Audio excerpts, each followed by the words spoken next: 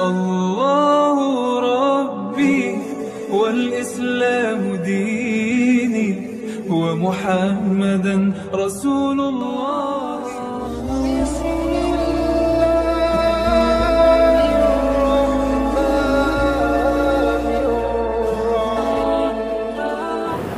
Assalamualaikum warahmatullahi wabarakatuh.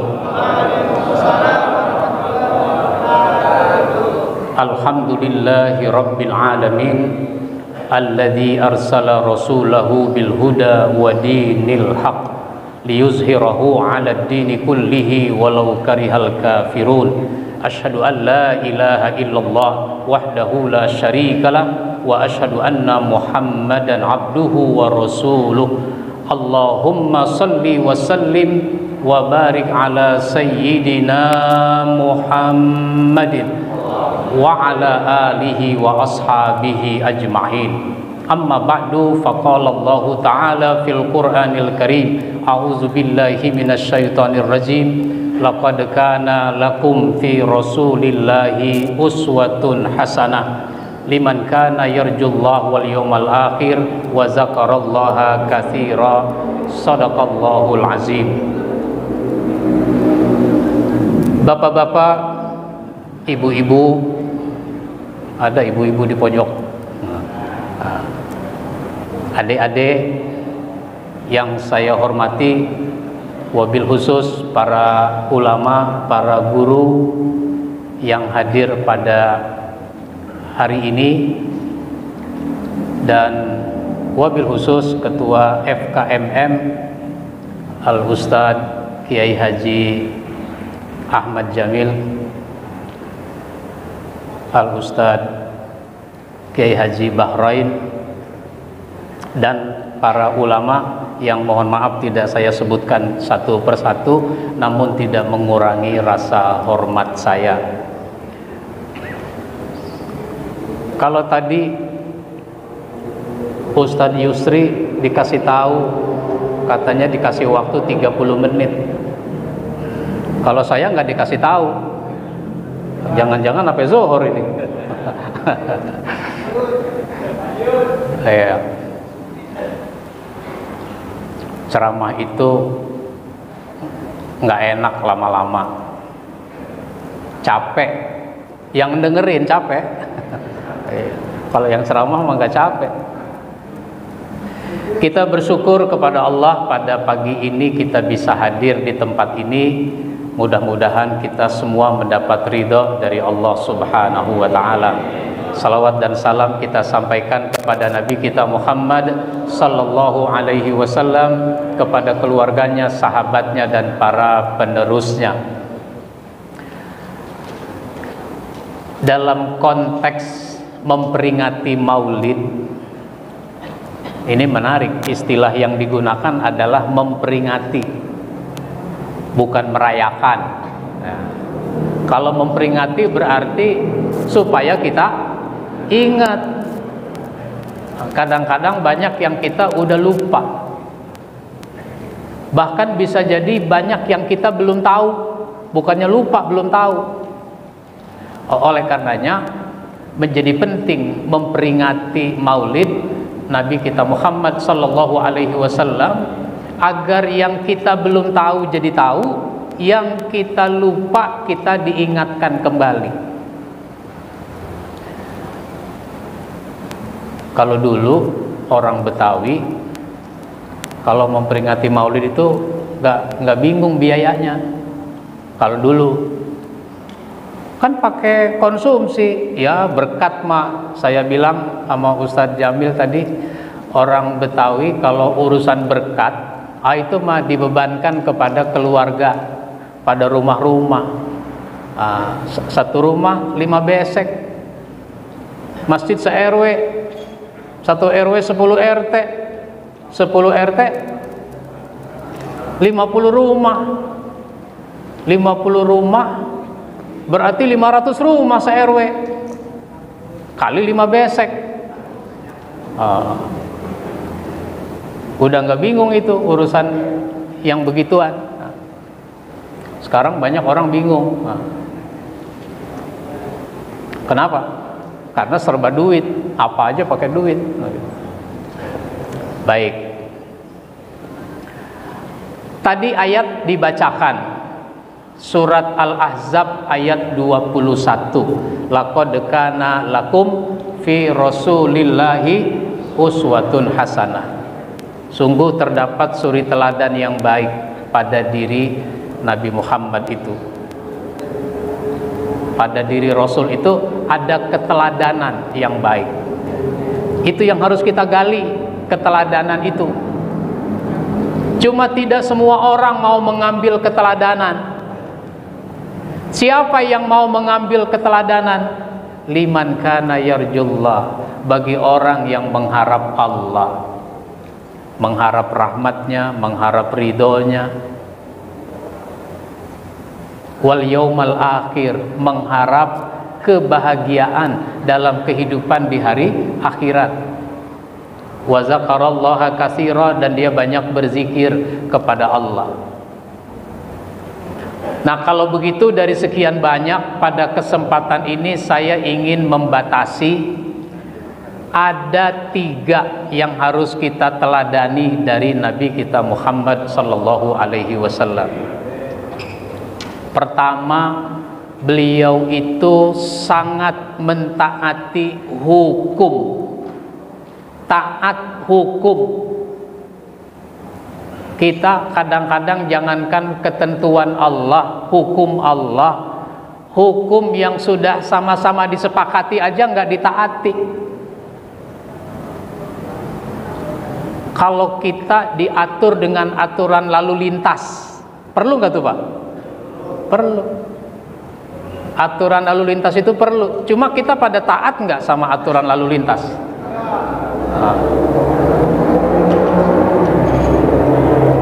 Lampu hijau, jalan. Kita kalau ketemu lampu kuning jadi pelan apa jadi kencang? Pada ngaku udah tuh. Mestinya kan lampu kuning pelan, karena sebentar lagi juga merah. Cuma karena lagi kenceng, merah menyala, jadi berhenti apa enggak? Akhirnya tanggung. Hijau emang jalan, kuning artinya tancap, merah artinya tanggung. Ya rusak peradaban kita. Rasulullah Shallallahu Alaihi Wasallam pernah mendapatkan perintah yang sangat berat. Perintah apa itu? Beliau disuruh kawin lagi. Kok disuruh kawin lagi berat? Katanya banyak yang mau. Iya, masalahnya Nabi disuruh kawin lagi dengan seorang wanita yang namanya Zainab binti Jahsin. Emang kenapa? Apa dia kurang muda, kurang cakep? Bukan. Masalahnya Zainab itu jandanya Zaid bin Harisah. Emang kenapa berat menikah dengan jandanya Zaid bin Harisah? Karena Zaid bin Harisah itu anak angkatnya Nabi. Nabi punya anak angkat. Hubungannya sangat baik. Seperti udah nggak ada beda antara anak sendiri dengan anak angkat. Bahkan ada sahabat-sahabat yang memanggilnya dengan Zaid bin Muhammad. Nggak boleh. Nggak boleh. Karena apa? Karena Zaid bukan anak Nabi Muhammad. Bukan. Sampai sekarang tuh di masyarakat kita, anak angkat itu udah sama seperti anak kandung. Padahal tidak. Anak angkat itu orang lain yang ada di rumah kita. Tidak ada konsekuensi hukum apa-apa. Konsekuensi hukum itu misalnya perwalian. Nggak boleh bapak angkat jadi wali dalam pernikahan. Anak angkat yang perempuan nggak boleh jadi wali. Terus nggak ada waris. Anak angkat itu bukan ahli waris. Ini kadang-kadang bapak mati, anak angkat menguasai harta waris. Ada nggak yang begitu, Pak? Nggak ada konsekuensi hukum apa-apa. Nah, begitu. Zaid ini sudah waktunya punya istri, sudah waktunya punya anak, tapi belum juga nikah. Maka Nabi tanya, kalau bahasa kita, kamu mau nikah apa enggak? Mau. Udah punya calon? Belum. Mau dicariin? Mau. Nabi kemudian datang menemui Zainab. Nabi lamar itu buat Zaid. Kagak rame-rame, Nabi aja nyelonong sendiri. Kita makan 3 mobil ngelamar, gitu. Nah, sebenarnya Zainab ketika Rasul menyebut nama Zaid, dia keberatan. Dia nggak mau itu. Cuma Nabi yang lamar, bagaimana nolaknya? Ya dicoba dulu deh. Akhirnya diterima itu lamaran. Apalagi ada ayat yang turun berkaitan dengan itu, sehingga Zainab menerima. Sesudah menerima, menikah. Udah menikah, rumah tangga dijalankan. Emang dari awal nggak cocok, nggak suka, nggak cinta. Akhirnya dalam perkembangannya terjadi perceraian. Sesudah bercerai, ini namanya perempuan, wanita, istri, habis dicerai, ya masa iddah. Masa iddah. Berapa lama masa iddahnya? Salah satu kuru 3 kali suci, 3 kali haid, 100 hari. Dulu tuh Rhoma Irama bikin lagu, mungkin dia belum ngerti tuh hukum ini. Waktu Rhoma Irama masih gondrong, rambutnya, itu dia nggak ngerti tuh bikin lagu ini hukumnya. Judulnya apa, Pak? Judulnya Janda Kembang. Dia laki-laki ketemu perempuan, bang, antar aku ke rumahku. Aku takut sendirian, pulang sendirian takut, minta diantar. Lah kan engkau sudah bersuami, minggu yang lalu kami bercerai. Apa kiranya yang terjadi? Kurasa dia bukan jodohku. Hai kau janda, ya. Saya nggak bisa nyanyiin ya, Pak. Kalau Indonesia Raya sih saya bisa. Bagaimana kalau aku melamarmu bulan depan kita kawin? Lah bulan depan kita kawin kan baru sebulan seminggu, belum habis masa iddah. Itu namanya dia nggak ngerti itu.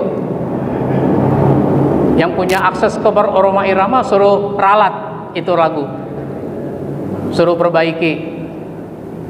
135 juta aja diperbaiki. Kenapa? Penduduk sekarang udah 275 juta. Gitu. Itu contoh. Nah, Nabi masih berusaha supaya dia rujuk di masa iddah itu, tapi sampai berakhir masa iddah enggak juga rujuk.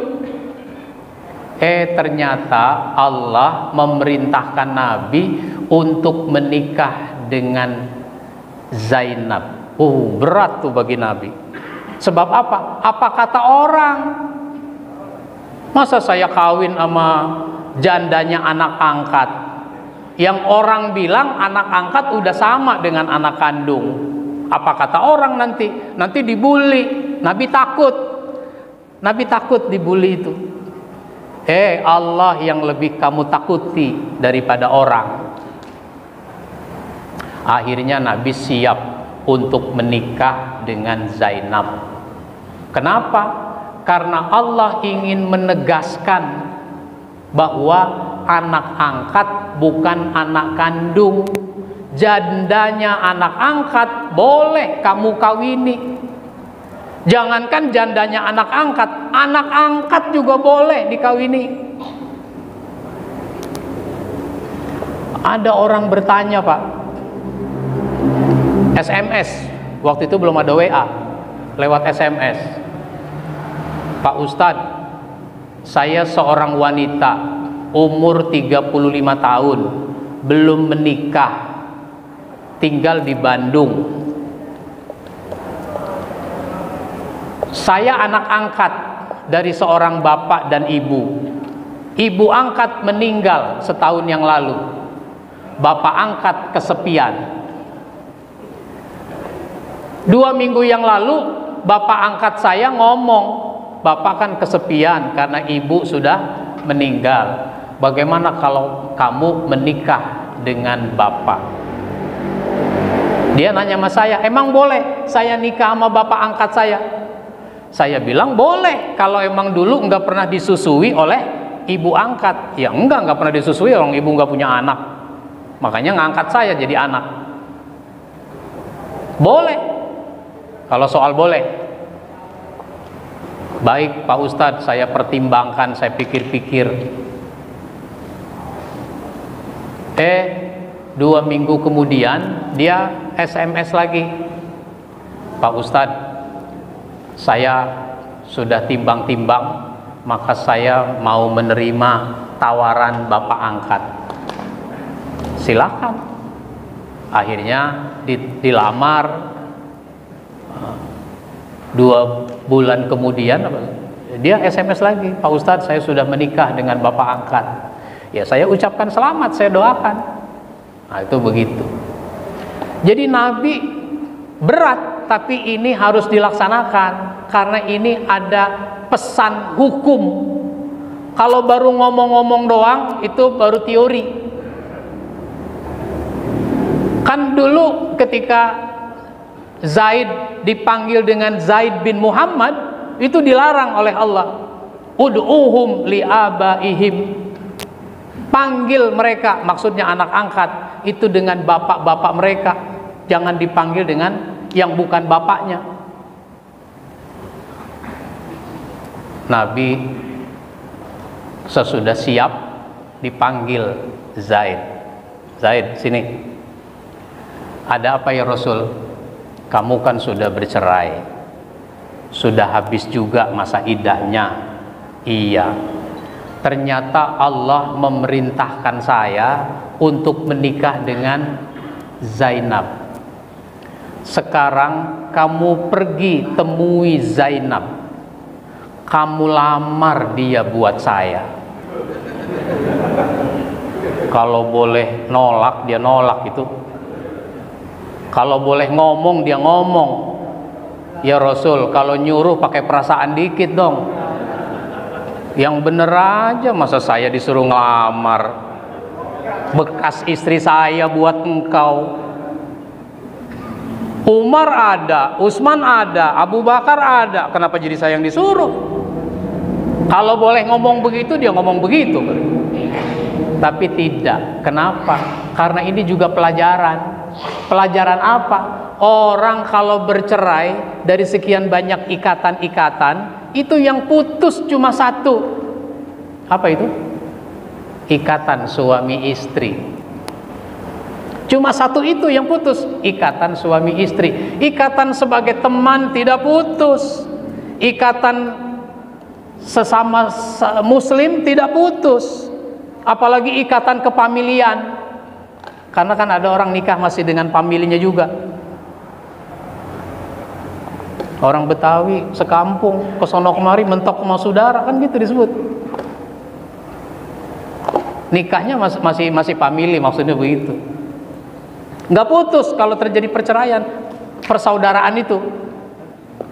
Bahkan ikatan sebagai orang tua Kalau dia udah menghasilkan anak, sebagai orang tua jangan putus. Ini kadang-kadang kalau udah cerai putus segala-galanya. Anak ikut ibunya, bapaknya kemana? Kawin lagi. Udah ganti nomor handphone. Begitu kan? Padahal dia punya anak misalnya perempuan. Ini anak udah gede mau nikah, walinya siapa? Bapaknya. Yang entah di mana itu. Karena nggak ada bapaknya, akhirnya apa? Itu kan mantan istrinya kawin lagi. Itu bapak sambung disebutnya, bapak tiri. Itu jadi wali, ya nggak boleh.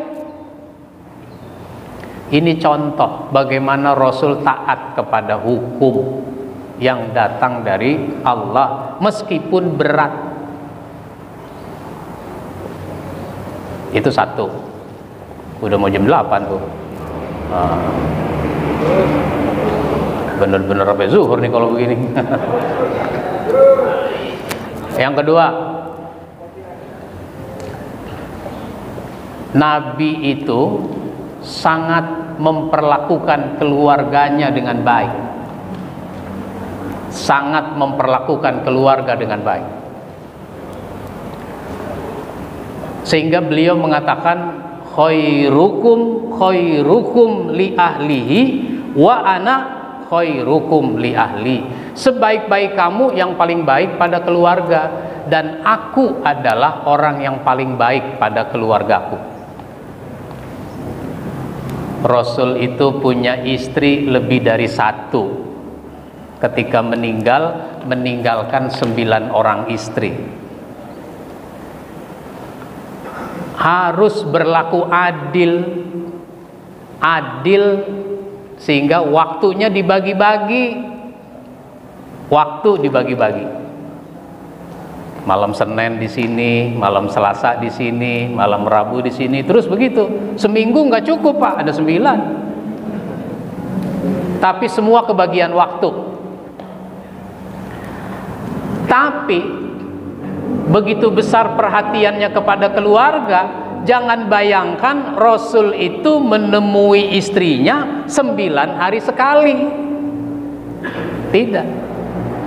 Rasul itu kalau nggak ada urusan lain, ada di Madinah, nggak ada kesibukan lagi, maka beliau mendatangi semua istrinya sore-sore, habis asar sampai maghrib.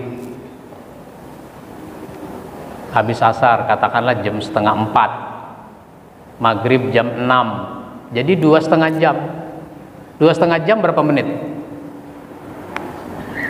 2,5 jam berapa menit? 150 menit. 150 menit dibagi 9. Matematikanya dapat berapa sih dulu? Jadi kira-kira Nabi harus mendatangi semua istrinya masing-masing 15 menit. Nah, waktu itu harus ke rumah Zainab.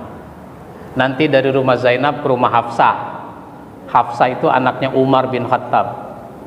Ada lagi tuh cerita bagaimana Hafsah dinikahi oleh Nabi. Nanti ke rumah Aisyah.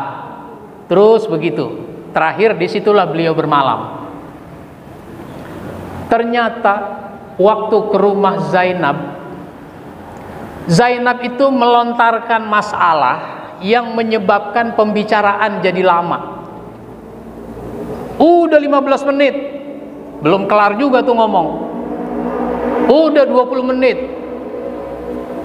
masih terus saja. Lalu Hafsah bertanya-tanya, Rasul kok belum juga datang ya? Apa dia ke rumah Aisyah dulu? Akhirnya dia keluar, dia pergi ke rumah Aisyah. Rasul udah kemari. Lah kok nanya begitu? Bukannya ke rumah kamu dulu mestinya? Iya ke rumah saya dulu, tapi belum datang kali dia kemari dulu. Belum. Lah kalau kesini belum, kesono belum, berarti masih di sono dong. Nggak adil nih kalau begini. Ya udah saya permisi pulang. Udah menyita waktu cukup lama, pembicaraan selesai, Rasul masih disuguhi minuman berupa madu. Rasul minum itu madu. Karena menyadari udah terlambat, nggak kumur-kumur lagi, langsung ke rumah Hafsah. Sampai di rumah Hafsah, biasa, assalamualaikum, dijawab, dibukain pintu. Rasul mencium Hafsah, Hafsah mencium Rasul. Waktu mencium itulah aroma mulut Nabi bau madu, bukan bau rokok.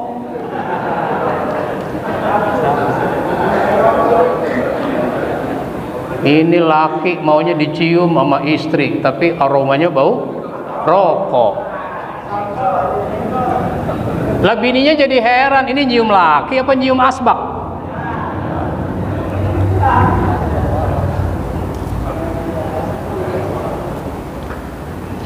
Makanya bagus Pak kalau nggak ngerokok. Nah, bagus. Kalau kita ke masjid itu mestinya aromanya wangi. Ini pergi ke masjid sambil ngerokok. Udah di masjid masih ngerokok juga. Ada yang begitu Pak?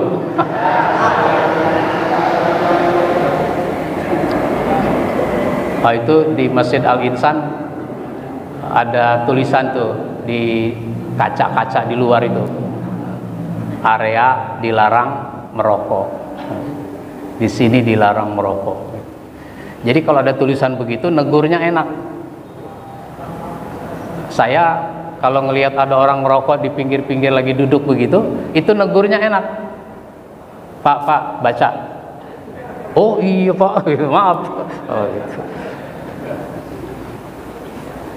Cuma kalau pengurus yang ngerokok, bagaimana mungkin dia masang tulisan begitu kan itu. Ya Rasul, mulut engkau bau apa itu? Bau maghfir ya? Maghfir itu sejenis minuman yang tidak baik. Bukan maghfir. Yang bener aja masa saya minum maghfir. Hafsah itu tahu bau apa, cuma dia lagi pengen nyindir aja ngomong. Tadi saya di rumah Zainab disuguhi madu, jadi saya minum madu, jadi bau madu. Ya sebenarnya Hafsah udah tahu itu bau madu. Oh, pantes enak, pantes lama di sono, enak rupanya. Engkau dikasih madu segala. Ya kalau bahasa kita nih, ya di sini mah ada air putih juga udah alhamdulillah. Jangan ngomong begitu. Memang saya agak lama di rumah Zainab bukan karena madu, tapi karena ada persoalan yang dibicarakan. Kalau emang gara-gara madu juga nggak apa-apa. Enggak, kamu kok jadi nggak percaya sama saya? Sejak kapan kamu nggak percaya sama saya? Tapi Rasul itu nggak mau menyakiti perasaan istrinya. Untuk meyakinkan istrinya, Rasul sampai mengatakan, kalau kamu nggak percaya juga, mulai sekarang saya haramkan madu buat saya. Boleh nggak Nabi mengharamkan madu? Nggak boleh. Nabi sekalipun nggak boleh mengharamkan madu, karena madu itu halal. Lalu Nabi ditegur oleh Allah. Turun surat At-Tahrim ayat 1. Ini namanya asbabun nuzul, sebab-sebab turunnya ayat Al-Quran. Saya nulis bukunya itu, asbabun nuzul tematik. Ya ayyuhan nabiyyu lima tuharrimu ma ahallallahu laka tabtaghi mardata azwajik wallahu ghafurur rahim. Hai Nabi, mengapa kamu haramkan apa yang sudah aku halalkan hanya karena engkau mengharap ridho dari istrimu? Allah Maha Pengampun lagi Maha Penyayang. Enggak boleh begitu. Nabi harus taubat atas kekeliruan itu. Ini adalah pelajaran betapa Nabi sangat berlaku baik pada keluarganya, pada istrinya, pada anaknya, pada cucunya. Saya nulis buku 100 kisah seputar keluarga. itu ada cerita Fatimah mengalami kesulitan ekonomi, sampai udah 5 hari nggak masak. Sebagai seorang istri ya mumet juga 5 hari nggak masak. Banyak tuh istri-istri kita sekarang tuh nggak masak, udah berhari-hari. Emang GoFood melulu. Iya, duit kagak punya, GoFood.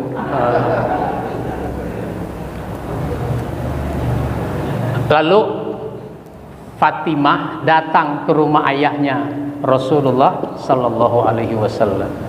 Nampak raut wajah kesel gitu. Ya biasa, assalamualaikum, dijawab, dibukain pintu. Rasul langsung melihat wajahnya kan, wajah kesel ini, langsung masuk. Pertanyaannya apa? Ada apa?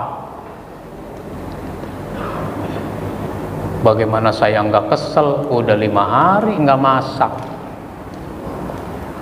Oh, Rasul kemudian pegang itu tangannya Fatimah, diarahkan ke perut beliau, didorong-dorong itu tangan Fatimah di perutnya Nabi. Apa kata Nabi? Kalau soal belum makan sama, di sini juga udah berapa hari nggak masak. Tapi aku bangga dengan Ali. Ini penting nih omongan bapak kepada anak perempuan tentang menantu. Aku bangga dengan Ali. Ini bukannya ngomongnya begitu, kita kadang-kadang ngomongnya apa? Lah, ini kan akibat lu kagak denger apa kata orang tua. Dari dulu juga babe kagak setuju lu kawin sama dia. Tetap aja lu maunya sama dia. Apa lu bilang dulu tuh? Cinta. Nah sekarang lu makan tuh cinta. Ya Allah. Itu istilah kata ibarat udah jatuh ketiban tangga. Tangga dari aluminium masih mending, masih enteng. Ini tangga dari besi. Maka jadi menantu itu juga harus bisa dibanggakan oleh mertua. Dibanggakan itu enggak mesti duitnya banyak. Dalam hatinya si bapak, emang menantu saya duit mah kagak banyak, tapi alhamdulillah ibadahnya mah rajin. Nah, itu namanya dibanggakan. Ini duit kagak, ke masjid kagak. Nah, itu yang kedua ya, sangat berlaku baik pada keluarganya. Yang ketiga, terakhir, yang harus kita teladani dari Nabi, betapa besar perhatian beliau kepada masjid. Besar perhatiannya kepada masjid. Maka waktu hijrah ke Madinah, perjalanannya 400-an kilometer, cuacanya terik panas, bahkan Rasul kehabisan perbekalan, sampai mampir di satu kampung minta air minum. Kata ibu yang dimampiri, ya di sini Pak lagi kering, nggak ada air. Nabi perhatikan, iya emang lagi kering ini sekitarnya. Bu, itu ada kambing. Iya, itu kambing saya. Ibu punya satu doang itu kambing? Ada beberapa ekor, cuma lagi dibawa sama bapak, lagi diangon ke tempat yang ada air atau yang ada makanannya. Kalau kayak kita ada rumputnya gitu. Ini kok nggak diajak? Itu kambing sakit. Lihat aja kurus begitu. Sakit dia, kalau diajak jauh dia nggak kuat jalan nanti. Bu, bagaimana kalau itu kambing saya peres susunya? Pak, itu kambing kurus, sakit, mana ada susunya.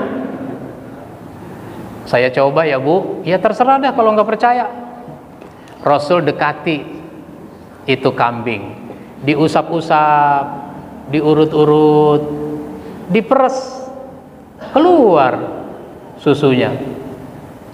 Bu, ambil baskom Bu, bukan ambil gelas, baskom. Bu, ambil baskom, berarti banyak. Penuh tuh sebaskom. Minum Bu, panggil tetangga-tetangga suruh minum. Semua pada minum. Nabi juga minum, Abu Bakar juga minum, penunjuk jalan juga minum. Ambil lagi Bu baskomnya. Diambil lagi baskomnya, penuh. Nih sisain buat Bapak, nanti pas dia pulang. Itu namanya mukjizat Nabi Muhammad. Banyak mukjizat-mukjizat Nabi Muhammad itu yang belum diceritain. Habis Ustadz kalau ceramah bercanda melulu. Diceritain tuh yang begitu-begitu. Saya nulis buku Mukjizat Nabi Muhammad. Itu ada 32 cerita tentang mukjizat Nabi Muhammad. Di antaranya ini. Lalu Nabi mampir lagi di satu kampung namanya Kuba. Ternyata mampir di Kuba 4 hari itu bikin masjid yang kemudian diberi nama dengan Masjid Kuba. Boleh nama masjid pakai nama kampung, boleh. Ada Masjid Raya Pondok Indah, ada Masjid Sunda Kelapa, ada Masjid Bintaro Jaya. Itu boleh pakai nama-nama itu, nggak mesti pakai Al-Insan, nggak mesti, tapi nggak apa-apa. Al-Muhajirin, nggak apa-apa. Namanya Al-Muhajirin, tapi tidak makmur itu masjid. Saya bilang ganti aja namanya Al-Mubazzirin. Habis dibangun mahal-mahal, nggak makmur, orang pada nggak mau ke masjid. Jadi mubazir. Itu perhatian Nabi, bangun masjid 4 hari kelar. Di kampung kita masjid 14 tahun nggak kelar-kelar.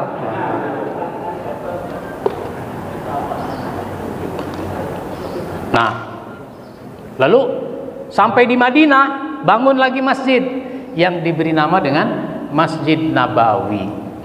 Itu perhatian Nabi yang besar kepada masjid. Tapi perhatian itu bukan cuma membangun. Kita ini kan senang membangun, tapi tidak senang memakmurkan. Tidak senang memakmurkan. Yang namanya memakmurkan itu kan membangun. 2, memelihara bangunan. Ini kadang-kadang bangunan nggak dipelihara. Masuk ke toilet nggak enak dilihat. Kalau gue masih bisa tahan nih kencing, gue tahan. Tapi karena udah nggak bisa nahan, ya sudah, terpaksa. Kencing pakai terpaksa.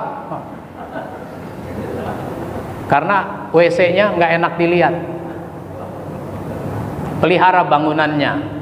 Lalu datang ke masjid untuk ibadah dan mengikuti aktivitas masjid.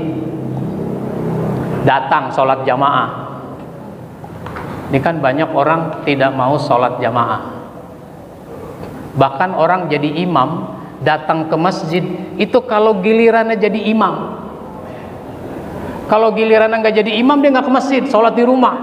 Ada yang begitu Pak? Masa sih? Ya kalau dia jadi imam di masjid lain, ya lain soal. Bukan giliran di Al-Insan, dia di Al-Falah, emang giliran di Al-Falah, kan gitu.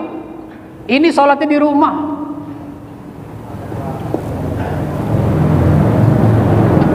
Itu begitu. Datang menghadiri majelis ilmu, majelis taklim. Kalau yang datang nih, yang ini nih, ini adalah orang-orang yang udah doyan ngaji, orang-orang yang udah doyan ke masjid. Lah pengurus masjid ini belum menggarap orang-orang yang belum doyan. Begitu Pak? Yang belum doyan bagaimana? Dia memang orangnya malas. Itu namanya menduga. Padahal belum tentu. Kenapa Bapak nggak hadir ke pengajian? Saya ngikuti pengajian. Masa? Iya, saya dengerin dari rumah. Orang masjidnya pakai speaker keluar, nyampe ke rumahnya. Enakan di rumah kalau pengajian. Kenapa? Suaranya lebih jelas. Kalau di masjid nggak jelas suaranya, speakernya kurang bagus. Enakan di rumah, bisa duduk melonjor, ada kopi, pisang goreng, nggak ada kotak jalan lagi. Hati-hati Pak, kalau bikin pengajian suka pakai speaker keluar, itu kadang-kadang membuat orang jadi males datang ke masjid. Begitu. Datang ke masjid, garap yang belum doyan, datangi. Pernah nggak pengurus masjid mendatangi jamaah? Belum ya? Selama ini pengumuman aja pakai speaker atau hari Jumat. Lah di hari Jumat dia nggak sholat di masjid kita. Kenapa? Orang dia dagang di masjid pasar. Orang dia kerja di masjid kantor. Orang dia ngajar di masjid sekolah di kampusnya. Ini nggak selalu orang dengar informasi dari masjid. Maka Rasul itu bertanya, para sahabat juga mempertanyakan. Kalau orang sudah menyatakan diri beriman tapi nggak ke masjid, itu dipertanyakan. Kalau kita makan nggak ada yang nanya. Di zaman Nabi itu dipertanyakan. Karena dipertanyakan, itu ada orang kan sudah ngaku beriman, sebenarnya dia nggak beriman, namanya munafik kan. Nah, si munafik ini dipertanyakan. Akhirnya apa? Dia datang juga ke masjid. Datang ke masjid itu sekedar, kalau bahasa kita, store muka. Sekedar store muka. Nabi mah nggak tahu motif dia apa. Allah yang tahu hati orang. Allah kemudian turunkan ayat An-Nisa 142. Innal munafiqina yukhadi'una Allaha wa huwa khadi'uhum wa idza qamu ila sholati qamu kusala yura'unan nas wa la yazkuruna Allaha illa qalila. Sesungguhnya orang munafik itu bermaksud menipu Allah. Datang ke masjid itu maksudnya mau menipu Allah, padahal Allah nggak bisa ditipu. Allah yang menipu mereka. Dibongkar rahasianya apabila dia berdiri untuk sholat, dia berdiri dengan perasaan yang malas. Tapi saya pikir-pikir jadi luar biasa juga tuh orang munafik. Luar biasa kenapa? Dia sebenarnya malas datang ke masjid, tapi datang juga. Untuk kepentingan apa? Yura'unan nas, untuk riya. Untuk kepentingan riya, malas datang. Masa kita untuk kepentingan dapat ridha Allah malas nggak datang? Apalagi kalau kita lagi asik nonton pertandingan sepak bola. Sepak bola lagi seru-serunya. Tiba-tiba terdengar azan Isya. Tuh kalau lagi begitu pergi ke masjid apa nerusin bola?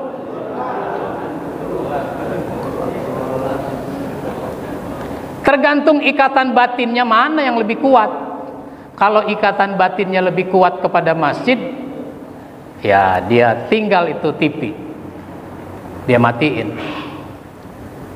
Tapi kalau ikatan batin lebih kuat pada sepak bola, sholat Isya mah besok juga masih ada. Lah bola final setahun sekali. Seandainya tahun depan ada lagi final, belum tentu tim kita yang masuk final. Begitu. Maka satu dari 7 golongan orang yang akan dilindungi oleh Allah pada hari kiamat, yang pada hari itu nggak ada perlindungan kecuali cuma dari Allah. Wa rajulun qalbuhu mu'allakun bil masjid iza kharaja minhu hatta yauda ilai. Seseorang yang hatinya terpaut dengan masjid, ada ikatan batin dengan masjid. Ketika dia keluar sampai dia balik lagi.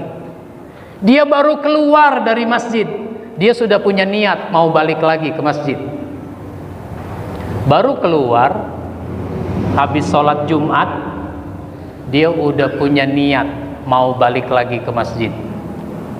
Kapan? Baliknya lagi kapan? Asar, bukannya Jumat depan.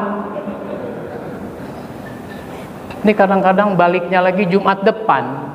Jumat depan pun baru nyampe ke masjid ketika khatib Allahumma gfir lil mu'minina wal mu'minat. Saya ini tiap Jumat berkhutbah. Saya kalau khutbah itu nggak pakai teks, ngomong begini. Jadi saya lihat itu jamaah.